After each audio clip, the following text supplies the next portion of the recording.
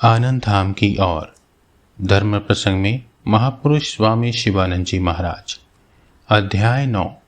इस अध्याय में महापुरुष महाराज तीर्थ दर्शन के उद्देश्य एवं सन्यासियों के लिए बाहर निस्सहाय अवस्था में भ्रमण के बारे में बताते हैं। आइए अब हम इस वार्तालाप को सुनते हैं। बेलूर मठ, मंगलवार 14 अगस्त 1923, पृष्ठ संख्या 39। प्रातः काल का समय है, लगभग 7:30 बजे होंगे। महापुरुष महाराज अभी अभी मंदिर से होकर आए हैं। आजकल सवेरे वे बहुत देर तक बैठकर ध्यान करते हैं। उषा काल में ठाकुर की मंगला आरती के समय ही वे एक मृग चर्म लेकर मंदिर में जाते हैं और ध्यान करने बैठ जाते हैं। वहां से आते आते किसी किसी दिन बहुत देर भी हो जाती है। आज मंदिर से आकर वे अपने कमरे में कुर्सी पर बैठे हुए हैं। अब भी ध्यान की तन्मयता नहीं गई है, खूब तन्मय भाव है। मठ के साधु ब्रह्मचारी और बाहर के भक्त लोगों में से कोई कोई प्रणाम करके जा रहे हैं। महापुरुष जी अत्यंत संक्षिप्त रूप से कुशल प्रश्न पूछ रहे हैं। बातचीत करने योग्य मनोदशा अभी भी नहीं आई है। कल मठ के एक सन्यासी रामेश्वर, द्वारका आदि तीर्थ पर्यटन कर लौटे हैं। वे साधु महापुरुष जी के कमरे में आए और उन्हें प्रणाम किया। उन्हें देखते ही महापुरुष जी ने हाथ जोड़कर जय बाबा रामेश्वर, जय द्वारकानाथ जी कहते हुए प्रणाम किया और उन साधु को लक्ष्य कर कहने लगे, इन सब विषयों का ध्यान करना। जिनके दर्शन करके आए हो उन सबको ध्यान में लाने का प्रयत्न करना। तीर्थ आदि दर्शन करने का यही तो उद्देश्य है। देश भ्रमण के समान सिर्फ तीर्थ घूम आने से कुछ नहीं होता। जो लोग ठीक ठीक भक्त हैं वे इन सब के ध्यान के द्वारा अपनी चित्त शुद्धि करते हैं। वे ही तो सब हैं। तीर्थ आदि उन्हीं का ऐश्वर्य है।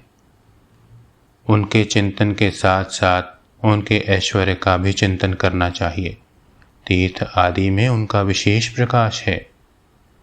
वे केवल हमारे मंदिर में ही बैठे हों सो नहीं, वे तो जगन्नाथ और सर्वव्यापी हैं, सर्वत्र विद्यमान हैं। फिर भी तीर्थ आदि में और साधु संतों में उनका विशेष प्रकाश है।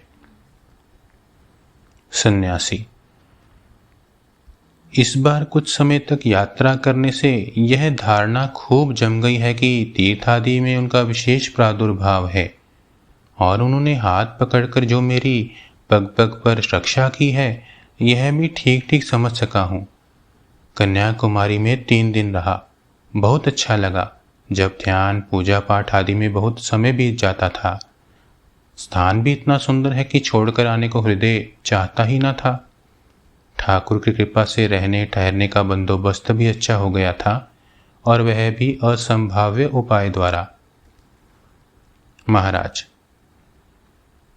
बीच बीच में निस्सहाय अवस्था में बाहर जाना अच्छा है, तभी भगवान के ऊपर ठीक ठीक निर्भरता आती है।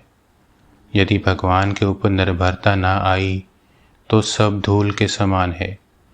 इतना साधन भजन जो कुछ किया जाता है वह सब निर्भरता लाने के लिए ही तो है, और अनन्य मन से जो उनके शरणागत होता है उसका समस्त भार वे अपने ऊपर ले लेते हैं, उसकी सब प्रकार से रक्षा करते हैं। तभी तो श्री भगवान ने गीता में प्रतिज्ञा की है, अनन्यस्य चिन्तयन्तो माम ये जनाः पर्युपासते तेषां नित्याभियुक्तानां योगक्षेमं वहाम्यहम्। यानी जो मेरे ऊपर ही अनन्य भाव से निर्भर रहकर मेरा चिंतन और उपासना करते हैं, सदा मुझ में ही आसक्त चित्त हैं, उन सब व्यक्तियों के योगक्षेम अर्थात अप्राप्त वस्तु की प्राप्ति और प्राप्त वस्तु की रक्षा का भार मैं अपने ऊपर ले लेता हूँ। एक निष्ठ होकर जो उनका ध्यान भजन करते हैं, उनकी शरण लेते हैं, उस भक्त का समस्त भार वे स्वयं ग्रहण करते हैं। ओम श्री राम कृष्णार्पणमस्तु।